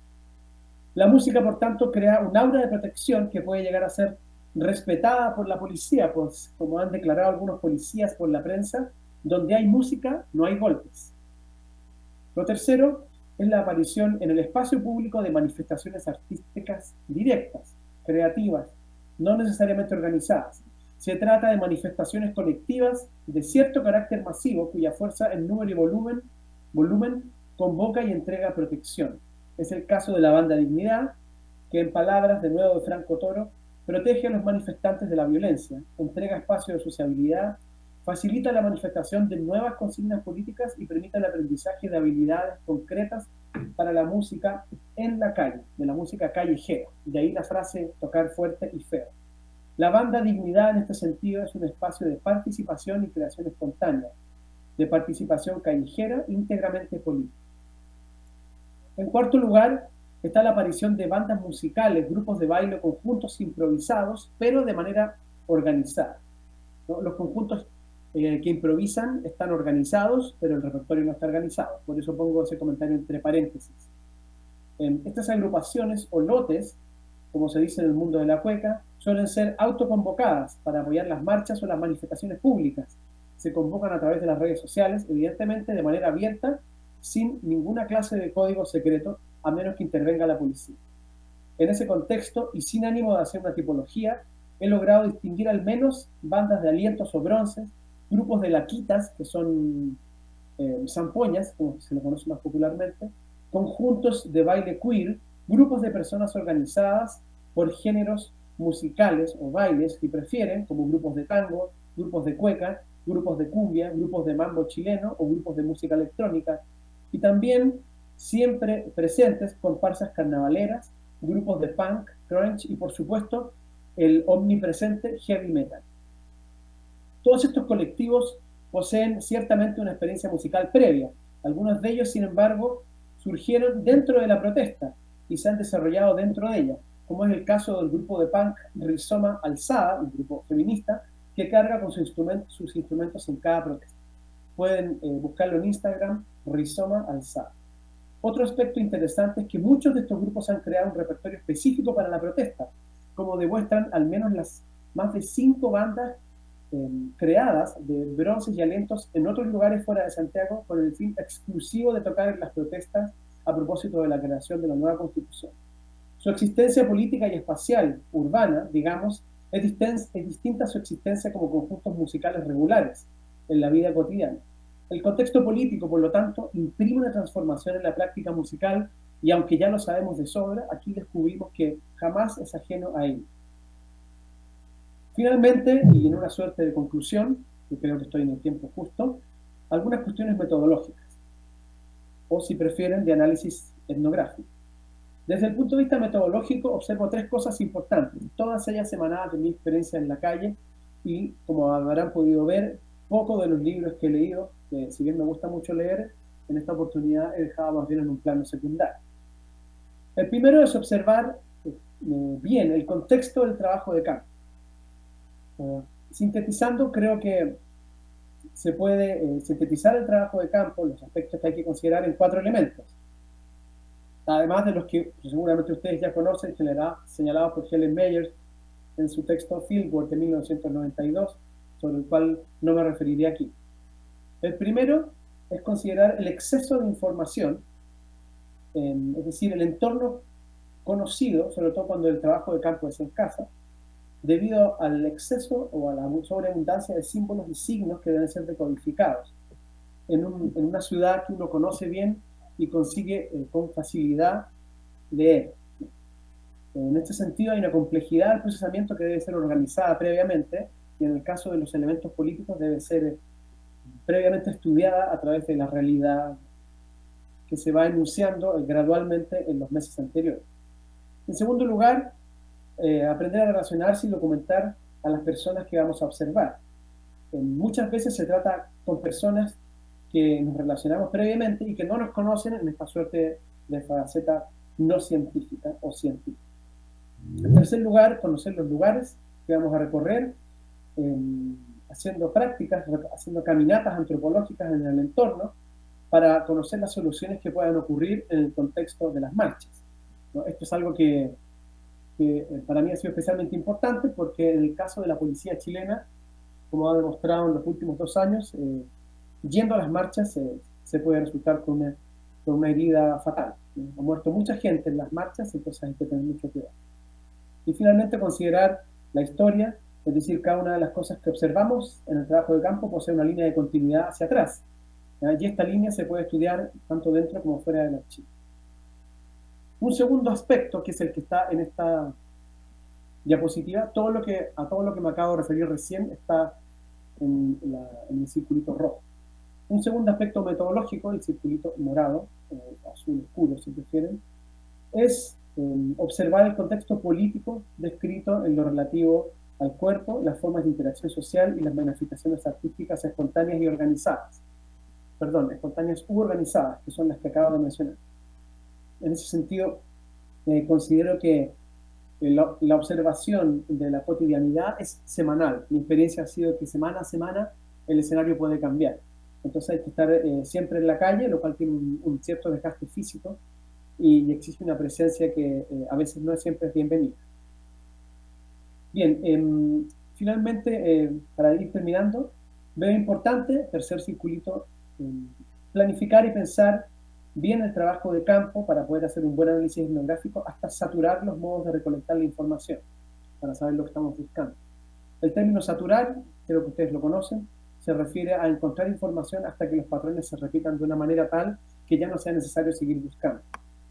Ocurre que la mayor parte de la información que se obtiene se produce en conversaciones informales y queda registrada solo en un cuaderno de campo si es que lo traemos. En estos tiempos que corren puede ser un celular, en algunas notas de voz, pero no en grabadoras, que son disruptivas, no en cámaras de video, que son invasivas, sino que siempre a posteriori, activando la memoria. En cierto modo, el trabajo de campo en contexto político exige una suerte de resucitamiento del estilo antiguo de observación participante, donde la memoria es el eje central. Luego veo relevante considerar que la profundidad de la observación no entrega material suficiente para una descripción densa, thick description, como se dice en inglés, pero sí para una descripción general que entregue patrones comunes acerca del comportamiento de la práctica creativa por medio de la música en contextos políticos concretos. Creo que los artículos que han ido saliendo sobre los movimientos en Colombia, también en Egipto, han mostrado que esto es especialmente cierto. Es muy probable que estas prácticas tengan cambios en otros contextos, pero dudo que estos cambios sean muy grandes, porque los conjuntos se desenvuelven dentro de formas de performance aprendidas y utilizan competencias preexistentes que incluso improvisando suelen repetirse. Es decir, hay una necesaria conciencia de no profundidad, sino que de cierta superficialidad que, sin embargo, con el paso del tiempo puede llegar a determinar patrones de conducta y de comportamiento musical que creo que son interesantes de considerar. En el caso de la banda Dignidad, por lo tanto, y con esto termino, estamos en presencia de un conjunto creado específicamente para el momento político actual, que opera de manera organizada, con un repertorio concreto y un conjunto de personas que lo gestionan y que trabajan en otros ámbitos fuera de la protesta. En ese sentido, mi experiencia de campo muestra tres cosas fundamentales. Primero, que el trabajo de campo no está separado del contexto. Segundo, que la protesta social, el trabajo de campo se vuelve más informal, por lo que la memoria se hace fundamental. Y tercero, que la música es una herramienta poderosa de expresión y performance que crea un sentimiento comunitario efímero a partir de una sociabilidad política que, si bien es funcional, permite comprender las emociones que transcurren al participar de la protesta, como he podido detectar tocando con la misma banda Dignidad por las calles. Muchas gracias. Muchas gracias, Cristian. Muchas gracias por tu propuesta. Creo que no me oyen, ¿me escuchan? ¿Sí? ¿Me escuchan? Muchas gracias, Cristian. Estaba diciéndote que te agradezco mucho tu propuesta. Realmente hemos tenido una jornada de lujo en el día de hoy, como la tuvimos ayer. Han sido 2 días de trabajo muy concentrado, muy útil, creo que para no solo mantener este coloquio, sino para poner una serie de presupuestos que desde esta nueva manera de vernos, de encontrarnos, de compartir información, preocupaciones, saberes y, claro, también abrazos, tendremos que seguir utilizando, ya que las distancias se imponen, pero la necesidad de encuentro, la necesidad de conocimiento realmente es muy fuerte para nuestra comunidad. Y ojalá sea posible que desde aquí, desde la Casa de las Américas, podamos seguir siendo útiles para espacios como este. Ustedes en el chat se han pasado comentarios, se han pasado elogios, se han pasado incluso preguntas. Aún así, luego de agradecer a Cristian y antes de reflexionar sobre todo lo sucedido, quiero preguntarles, ¿algún otro comentario desde ustedes que son los protagonistas de esta mesa? Abro esa posibilidad porque si no siento que no nos volvemos a ver dentro del espacio virtual de esta reunión. Por favor, si alguno tiene un comentario, una pregunta, algo que hacer entre ustedes, es el momento para hacerlo. Me dicen y lo hago. ¿A través del chat o a través de...? No, a través de vivo. Ya solamente tienen que tocar sus micrófonos y nos vemos. Los vemos a quien esté haciendo la pregunta. De los participantes en el panel, en primer lugar. Los observadores del chat, sí, por favor, mándennos comentarios en el chat, los observadores. Pero los protagonistas de este panel, por favor, tienen en este momento un momento de palabra para hacer preguntas o comentarios entre ustedes que podamos nosotros observar. Yo tengo 2 preguntas. Ya, sí, por favor, abre tu micrófono para saber, micrófono e imagen para saber.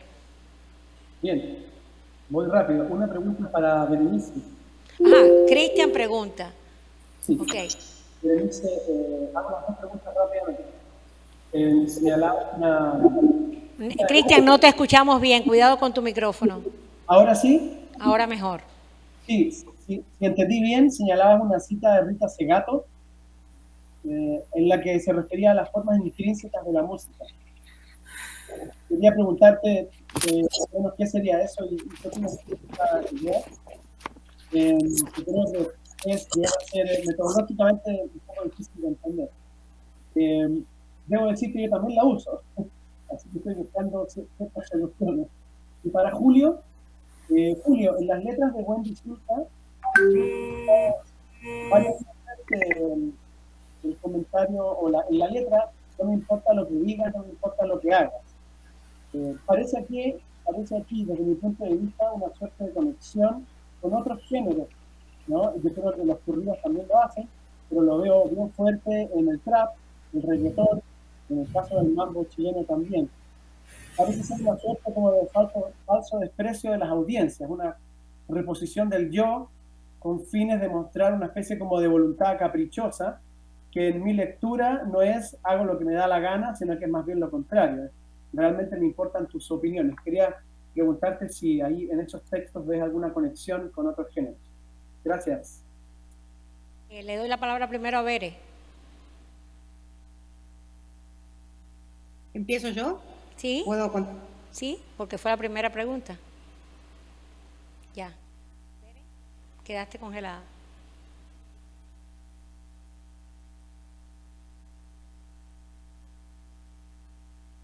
¿Qué pasó? Bere, no te escuchamos. Bere.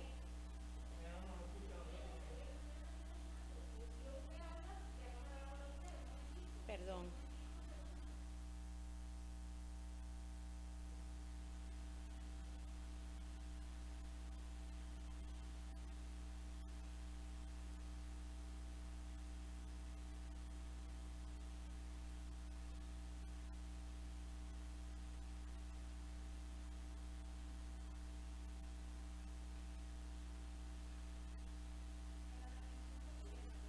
Está ocurriendo todo.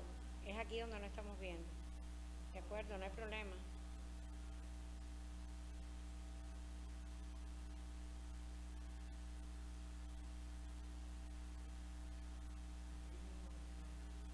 ¿Perdimos la conexión? ¿Nos desconecta alguien?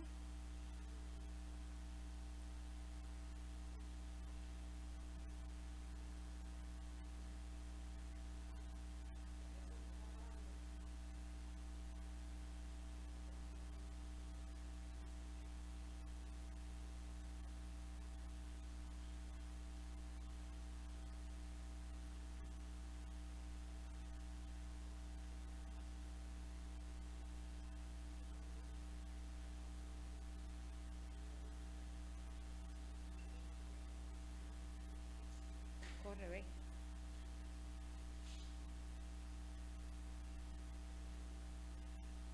Para la transmisión. pero también como debe ser en otras situaciones que también puede ser que tengan que ver con contextos políticos o situaciones de duras interdicciones o tabúes o cuestiones por el estilo, que además suman problemas de análisis, ¿sí? Cuando no tenemos narrativas que puedan explicarnos logocentradamente los fenómenos que están sucediendo, ¿no? Entonces, lo que yo intento es hacer digamos, la semiótica de Peirce, que aborda la primeridad, ¿no? Esa posibilidad de producción de significaciones antes de que las podamos identificar a un objeto específico, un hecho concreto de la realidad tal como la conocemos. Me parece que es una herramienta desde el campo de la teoría para poder pensar eso, pero es eso, es una herramienta. Lo que sí me parece es que todas estas cuestiones que estoy mencionando conforman un cúmulo productivo de significaciones que muchas veces no abordamos, ¿no? Justamente porque son difíciles de abordar. Pero que en la producción musical existen, se hacen presentes. Sobre todo pienso en este tipo de cosas, ¿no? Cuando hay cuestiones que aparecen o como prohibidas, o como tabú, o como negadas, o invisibilizadas, ¿sí? Eso. No sé si contesté la pregunta, Cristian. Gracias. Julio, por favor. Bueno, muy rápido, Berenice, te va a interesar este libro de Victoria Santa Cruz, ¿no? Acaba de salir, creo que el año pasado. Ella tiene una teoría de la memoria ancestral a través de la corporalidad, ¿no? Que yo la encuentro bastante problemática, pero igual creo que va a ser interesante para ti, ¿no? Te recomiendo que le hagas bueno, te paso el dato después, ¿no? Ok. Relato. Vale. Pero bueno, y yendo a la pregunta de Cristian, yo creo que el reggaetón en general, ¿no? O digamos la música, lo pop andino que hace Wendy Zulka es una forma de música que se vale de todo. O sea, que toma de cualquier género. Yo no sé si ustedes percibieron, pero por ejemplo en el último tema, el Chao Chao Chao, hay momentos en que tiene percusión, todo el acompañamiento de percusión es reggaetón, en otro momento pasa cumbia, ¿no? Hay un momento en que se queda el cajón, ¿no? Marcando un festejo peruano, o sea, siempre va jugando con diferentes elementos de géneros diversos. Wendy Zulka y el equipo con que ella trabaja, que son 3 personas, en verdad, Wendy, Gustavo Latorre y Gonzalo Calmet, tienen esa idea de hacer una música pop andina fusión, ¿no? Entonces se valen de cualquier cosa, van tomando de cualquier cosa, de cualquier otra. Ahora, yo no siento lo que tú dices, Cristian, de que haya un desplazamiento, ¿no? O que digamos haya... eh, el texto este de la canción Chao Chao Chao es un texto hecho por venezolanos, en verdad, ¿no? Y que le ofrecieron el tema a Wendy Zulka porque Wendy Zulka era una cantante que tiene toda una historia de discriminación. ¿En qué medida quieran significar, en verdad, sí me importa, por eso lo interpelo, no lo sé, pero de los diálogos que yo he tenido con Wendy Zulka, yo creo que ella ha llegado realmente a crear una especie, que es algo que yo conozco como migrante, ¿no? Ha creado una especie pues de pellejo duro, ¿no? Que ya prácticamente no le llegan los insultos, ya no la alcanzan, digámoslo así, ¿no? Entonces yo creo que en esa canción ella se siente identificada justamente por eso, porque es un tema en el que ella puede hacer público, ¿no? Esa actitud que ha tomado de decir, mira, tus insultos racistas, mira, tus insultos sexistas ya no me tocan, ¿no? Entonces creo que va por ese lado, ¿no? Y en ese sentido, sí creo que es sincera al decir que no la alcanzan y no decir, en verdad te estoy tematizando porque sí me importas, ¿no? Está esa ironía que ella siempre tiene, ¿no? Yo no sé si no sé si sea siempre visible esa ironía que hay en todo lo que ella hace. Yo no lo comenté en el texto, pero ella tiene casi para cada éxito que ha tenido de niña, tiene una versión ¿cómo se dice? Con una relación intertextual. Tiene, por ejemplo, una canción que se llama Ya Fue, en el cual una parte de la letra dice, no me pidas la tetita que ya fue, o sea, hace referencia a la canción anterior, ¿no?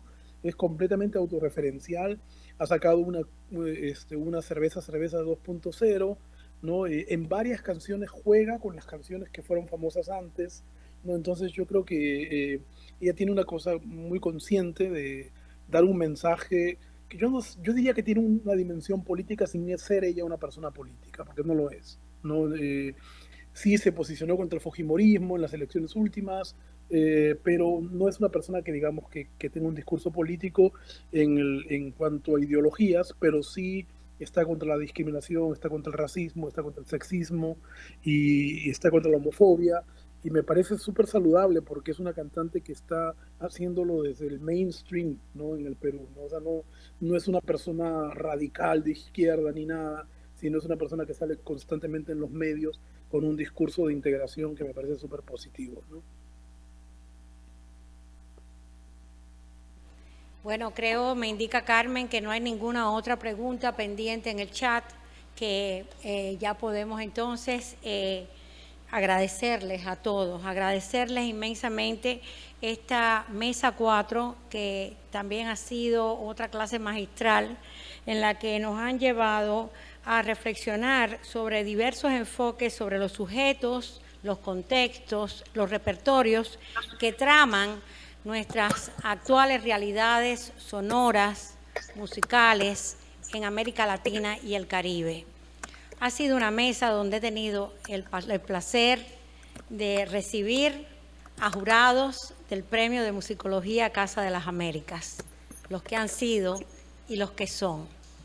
Esta ha sido una buena manera de cerrar las acciones de paneles, de mesa, de este 12 Coloquio Internacional de Musicología, que todavía reserva para esta tarde presentaciones de libros, para mañana un recorrido de los estudiantes de musicología y de la maestría por el pasado musical de Cuba, llevados del Gabinete de la Música Esteban Salas, y que caminarán. Algunos me decían, qué lástima no estar en ese recorrido. Bueno, andarán La Habana por ese pasado musical, y el viernes a las 5 de la tarde, también para los amigos que nos siguen, en vivo y en directo, transmitiremos la ceremonia de cierre de esta edición del premio. O sea, podrán conocer a las 5 de la tarde la lectura del acta del jurado, y también luego tendremos un concierto que será protagonizado por un pianista cubano extraordinario, Rolando Luna. Y les agradezco a todos, a los amigos que se han conectado desde diversas partes del mundo, a los estudiantes de la maestría, a los estudiantes de música y a los jóvenes profesionales que nos acompañan en esta sala, esta excelente jornada. A ustedes mi agradecimiento, y una vez reitero, Carmen Souto nos ha traído de la mano de varios temas, de varias preocupaciones. Creo que en estos 2 días se han abierto nuevas rutas para el hacer, el pensar en esta práctica de música y musicología en nuestro continente. Ha sido un placer conducirlos a ustedes.